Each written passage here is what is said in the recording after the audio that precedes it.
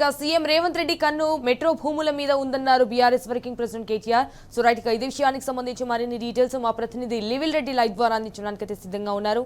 Right లివిల్ Reddy, what's updates? రాష్ట్రంలో కాంగ్రెస్ ప్రభుత్వం అధికారంలోకి వచ్చిన తర్వాత పూర్తిగా భూములతోటే పరిపాలన కొనసాగిస్తుంది. ఏ పథకం ప్రారంభించాలన్నా, ఏ కొత్త పని చేయాలన్నా, ఏది చేయాలన్నా ఇవాళ భూములే వారు ఎజెండాగా పెట్టుకొని పనిచేస్తున్నారు. అందులో భాగంగా ఇవాళ ప్రధానంగా రాష్ట్రానికి ఒక ఐకానిక్ మెట్రో ప్రాజెక్టు కూడా ఇవాళ ఈ కాంగ్రెస్ ప్రభుత్వానికి బలైపోయిందని చెప్పుకోవచ్చు. హైదరాబాద్ మెట్రో రైలు పేరుతో కిషన్ రెడ్డి, రేవంత్ రెడ్డి ఇద్దరు డ్రామాలన్న విషయాన్ని వాళ్ళ కేటీఆర్ మరొకసారి కుండబద్దలు కొట్టారు. ఖచ్చితంగా ఏదైతే మెట్రోకి సంబంధించిన అంశం ఉందో ఇది రెండు కేంద్ర రాష్ట్ర ప్రభుత్వాల ఒప్పందాలు ఇవాళ ఒక రాష్ట్ర ప్రభుత్వానికి ఇటు తెలంగాణ ప్రజలకు ఒక తీరని మోసంగా అభివర్ణించారు. 30,000 కోట్ల మెట్రో రైలు ఆస్తులపై రేవంత్ రెడ్డి కన్ను పడిందంటూ కూడా కేటీఆర్ ఆగ్రహం వ్యక్తం చేశారు. 30,000 కోట్ల రూపాయల ఆస్తులను తన కుటుంబ సభ్యులకు, అన్నదమ్ములకు, అనుచరులకు అప్పజెప్పే భారీ కుంభకోణమే ఇవాళ మెట్రోకి సంబంధించిన ఏదైతే ప్రభుత్వం టేక్ ఓవర్ చేయడం అని చెప్పేసి కూడా ఈ సందర్భంగా చెప్పుకొచ్చారు. అందుకే మెట్రో రైల్ సంబంధించిన ఎల్ఎన్టీ సంస్థ సిఎఫ్ఓ పైన బెదిరింపు ఏదైతే చేశారో రేవంత్ రెడ్డి, దాని వెనుకాల కూడా అనేక రకాల వ్యూహాలు ఉన్నాయి. ఆ వ్యూహంలో భాగంగానే ముందస్తుగా ఎల్ఎన్టీ సిఎఫ్ఓని బెదిరించారు. తర్వాత దాన్ని టేక్ ఓవర్ చేస్తున్నామని చెప్పారు. ఇదంతా కూడా ఒక బ్లాక్ మెయిల్ రాజకీయానికి కేర్ ఆఫ్ అడ్రస్ గా ఇవాళ కాంగ్రెస్ ప్రభుత్వం రేవంత్ రెడ్డి పాలన కొనసాగుతుంది. దాదాపు 14,000 కోట్ల రూపాయల ఎల్ఎన్టీ అప్పుడు రాష్ట్ర ప్రభుత్వంపై రుద్దేందుకు ఇవాళ కేంద్ర రాష్ట్ర ప్రభుత్వాలు సుముఖం వ్యక్తం చేస్తున్నాయంటే రాష్ట్ర ప్రభుత్వంపై ఎంత భారం మోపై ఉన్నాయో అర్థం చేసుకోవచ్చని కూడా ఈ సందర్భంగా గుర్తు చేశారు. అంతేకాకుండా మెట్రోపై చిత్తశుద్ధి ఉంటే గత ప్రభుత్వం ప్రతిపాదించిన, అంటే బీఆర్ఎస్ ప్రభుత్వం నాడు ప్రతిపాదించిన రాయదుర్గం టు ఎయిర్పోర్టుకు సంబంధించిన మెట్రో ఫేజ్ 2ని ఎందుకు అనుమతి ఆమోదం తెలపలేదు అనడానికి కేంద్ర ప్రభుత్వాన్ని కూడా నిలదీశారు. రేవంత్ రెడ్డి, కిషన్ రెడ్డి కలిసి ప్రజల దృష్టి ఆకర్షించే విఫల ప్రయత్నం చేస్తున్నారు.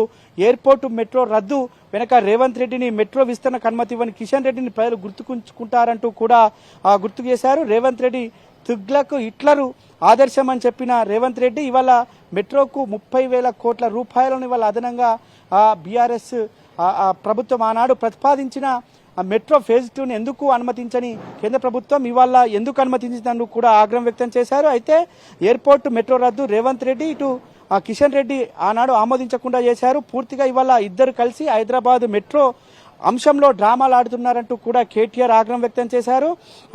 కేంద్రం నుంచి కిషన్ రెడ్డి ఏదో తీసుకువచ్చినట్లు ఢిల్లీలో మళ్లీ నాటకాలు మొదలు పెట్టారంటూ కూడా కేటీఆర్ ఆగ్రహం వ్యక్తం చేశారు. ఢిల్లీలో కలిసి నాటకాలు ఆడుతూ కేవలం ప్రజల దృష్టిని మళ్లించేందుకు, ప్రజల నుంచి మేం తీసుకొచ్చామని గొప్పలు చెప్పుకునేందుకే ఈ తరహా ఒక డ్రామాలు ఆడారంటూ కూడా కేటీఆర్ ఆగ్రహం వ్యక్తం చేశారు.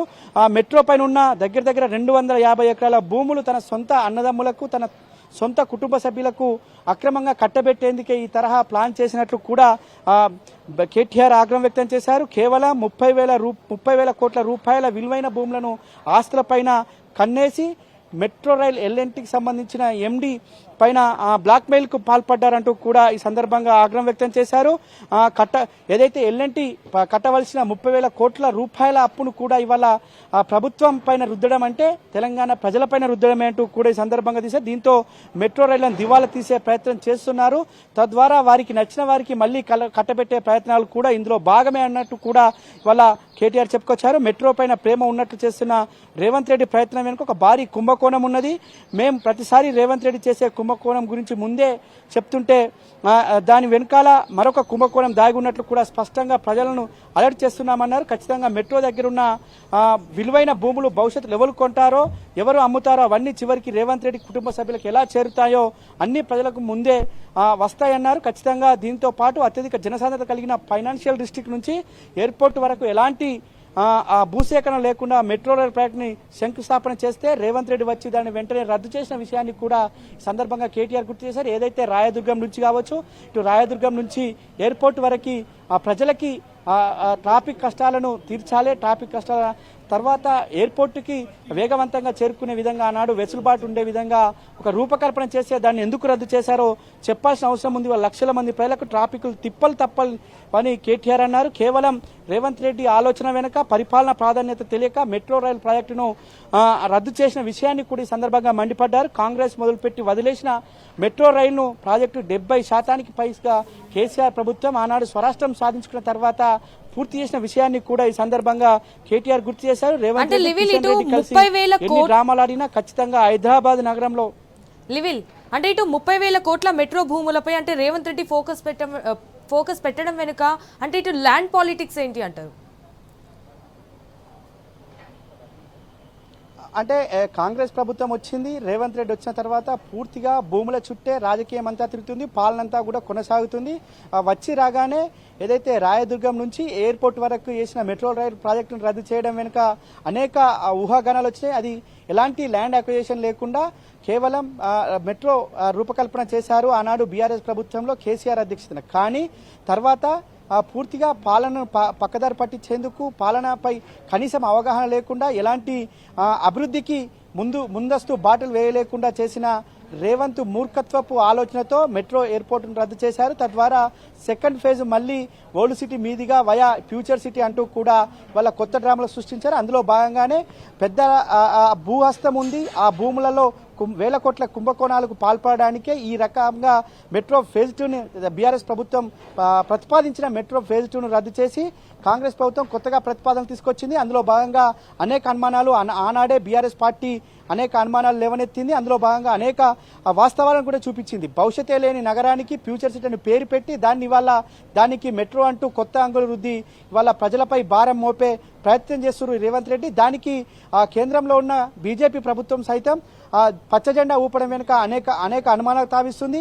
నిన్న మొన్నటి వరకు ఒకరికొకరు బాహి అనుకొని ఇవాళ అలై తీసుకోవడం వెనుక అంతర్యం ఏంటి? నిన్న మొన్న వరకు లవ్ లెటర్ రాసుకున్నట్టు ఒకరికొకరు లెటర్ రాసుకొని మీరంటే మీరు అని చెప్పేసి ఒకరిపై ఒకరు దుమ్మెత్తి పోసుకొని ఇవాళ ఢిల్లీకి వెళ్ళి చట్టాపట్టాలు వేసుకొని ఢిల్లీలో షేక్ హ్యాండ్లు ఇచ్చుకొని ఇవాళ మెట్రో రైలుకు సుముఖం వ్యక్తం చేస్తున్నారంటే దీని వెనుక ఎవరి హస్తం ఉంది, ఎవరి స్వలాభం కోసం, ఎందుకోసం ఈ మెట్రో అని చెప్పేసి కూడా వాళ్ళ అనేక అనుమానాలు తావిస్తుంది.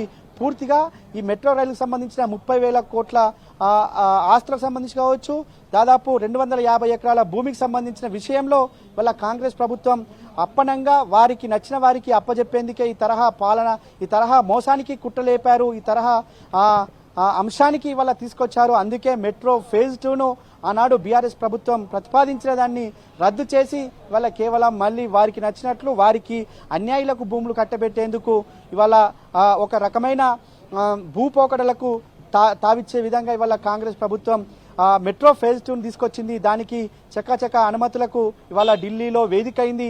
కేంద్ర ప్రభుత్వంపై దుమ్మెత్తి పోసిన రేవంత్ రెడ్డి ఇవాళ ఎందుకు మళ్ళీ కేంద్ర ప్రభుత్వం అనుమతులు ఇచ్చింది అని చెప్పేసి వాళ్ళ ఫలప్రదమైనమని చెప్పేసి వాళ్ళ మీడియా సమావేశాలు పెట్టడం కావచ్చు, ప్రెస్ నోట్లు ఇవ్వడం వెనుక అంతర్యం ఏంటి? వాళ్ళ కాంగ్రెస్ ప్రభుత్వానికి అటు కేంద్రంలో ఉన్న బీజేపీ ప్రభుత్వానికి పచ్చగట్టేస్తే బగ్గుమనే ఈ తరహంలో ఎందుకు ఈ తరహా ఇచ్చింది అంటే భవిష్యత్తులో దీన్ని ఆదాని అమ్మాయిలకు కూడా కట్టబెట్టే ఆలోచన ఉన్నట్లు కూడా ఇవాళ నిపుణులు చెప్తున్నారు. ఒక రకంగా చెప్పాలంటే దీన్ని బూచిగా చూపించి అప్పులపాలైంది, మెట్రో పూర్తిగా దివాలా తీసిందని చెప్పి ఈ భూములన్నీ ఎక్కడైతే షాపింగ్ కాంప్లెక్స్ ఉన్నాయో, షాపింగ్ ఏదైతే పెద్ద మాల్స్ ఉన్నాయో వాటి అన్నింటినీ కూడా ప్రైవేటు వ్యక్తులకు దారాదత్తం చేసేందుకే ఈ తరహా కుట్రలు పన్నారు. అందులో ప్రధానంగా కేంద్ర రాష్ట్ర ప్రభుత్వాలు బాధ్యత వహించాల్సిన అవసరం ఉంది. కేంద్ర రాష్ట్ర ప్రభుత్వాల చర్యలతోటే ఇవాళ భూబకాసరులంతా కూడా ఇవాళ మెట్రో పైన పడ్డారు. ప్రధానంగా రేవంత్ రెడ్డి అన్యాయులకు, రేవంత్ రెడ్డి అనుచరులకి, వారి కుటుంబ సభ్యులకి ఈ భూములు చెందే విధంగా మెట్రో రూపకల్పన చేశారు. అందులో భాగంగానే మెట్రోను ఇవాళ వారికి నచ్చినట్లు ప్రణాళికలు రూపొందించి వారికి నచ్చిన వేలోనే వాళ్ళ తీసుకెళ్లే ప్రయత్నం చేస్తున్నారు. అందుకే ఇవాళ కేటీఆర్ కూడా చెప్పారు, ఆనాడు ఏదైతే లకిడికప్పుల నుంచి ఇటు పటంచెరు వరకు ఇవాళ ఏదైతే రాయదుర్గం నుంచి ఎయిర్పోర్ట్ వరకు అటు అల్వాల్ నుంచి మేడ్చల్ రూట్లో కూడా మెట్రో విస్తరణ చేయాలి, నగరవాసులకి ట్రాఫిక్ ఇక్కడ తప్పించాలని ఆనాడు బీఆర్ఎస్ పార్టీ, బీఆర్ఎస్ అధినేత కేసీఆర్ ఆలోచన చేశారు, రూపకల్పన చేశారు. కానీ వాళ్ళు ఉన్న ఈ కాంగ్రెస్ ప్రభుత్వం కేవలం లక్షల మందికి కాదు, కేవలం వందల మందికి, మా కుటుంబ సభ్యులకు ఏం సలాభం ఉందో అదే మేము చేస్తామనే తరహా ఇవాళ కేంద్ర రాష్ట్ర ప్రభుత్వం వివరించి దానికి కేంద్ర ప్రభుత్వం పచ్చ జెండా ఊపింది. ఇవాళ ఏదైతే మోడీ అనేక సందర్భాల్లో ఆర్ఆర్ ట్యాక్స్ అని చెప్పేసి చెప్పిన మాటలు ఇవాళ ఎక్కడ పోయినాయి? ఇవాళ రేవంత్ రెడ్డికి మెట్రో వెనుక దాగి ఉన్న ఎజెండా ఏంది? ఇవాళ ఒక ఎస్బీఐ మొన్నటికి మొన్న ఎల్ఎన్టీని బెదిరించారు, ఇవాళ మళ్ళీ ఎస్బీఐని బెదిరిస్తున్నారు. ఒక కేంద్ర ఆధీనంలో ఉండే ఎస్బీఐని, ఒక అత్యున్నతమైన బ్యాంకింగ్ వ్యవస్థగా ఉన్న ఎస్బీఐని ఇవాళ బెదిరించడం వెనుక అంతర్యం ఏంటి? తద్వారా ఇవాళ కేంద్ర ప్రభుత్వం దానికి పచ్చ జెండా ఊపడం వెనుక మతలబ్ ఏంటి? ఇవన్నిటికీ మూలం కేవలం భూముల చుట్టూ రాజకీయం తిరగడమే, ఆ భూముల చుట్టూ పాలన కొనసాగించడమే, భూములను వారి జేబుల్లో, వారి ఖాతాల్లో వారి నచ్చిన వారికి ఇచ్చుకోవడం కోసమే ఇదంతా తతంగమని కూడా ఇవాళ నిపుణులు చెప్తున్నారు. ఇవాళ మెట్రో ఫేజ్ 2 రద్దు చేయడం వెనుకనే కుట్రలు దాగున్నాయని ఆనాడే బీఆర్ఎస్ పార్టీ హెచ్చరించింది. అదే ఎజెండాగా ఇవాళ ఏదైతే మెట్రో ఫేజ్ 2 వారు రూపకల్పన చేశారో దానికి ప్రణాళికలు పెట్టి ఇవాళ ముందుకెళ్తున్నాం. దానికి కేంద్ర ప్రభుత్వం కూడా పచ్చజెండా ఊపడం వెనుక ఖచ్చితంగా బడే బాయ్ చోటే బాయ్ బంధం మరింత బలపడింది. అందులో భాగంగానే, ఈ బంధంలో భాగంగానే వాళ్ళ భూములన్నీ కూడా వారికి అన్యాయులకి, వారి కుటుంబ సభ్యులకు ఇచ్చుకొని తద్వారా మెట్రో అంతా కూడా అప్పుల పాలైంది, మెట్రో అంతా కూడా దివాలా తీసిందని చెప్పి కేంద్ర ప్రభుత్వానికి దగ్గరగా ఉన్న ఆదానికో అంబానికో కట్టబెట్టేందుకు ఇదంతా జరుగుతున్నట్లు కూడా వాళ్ళ చర్చ జరుగుతుంది. సంజన.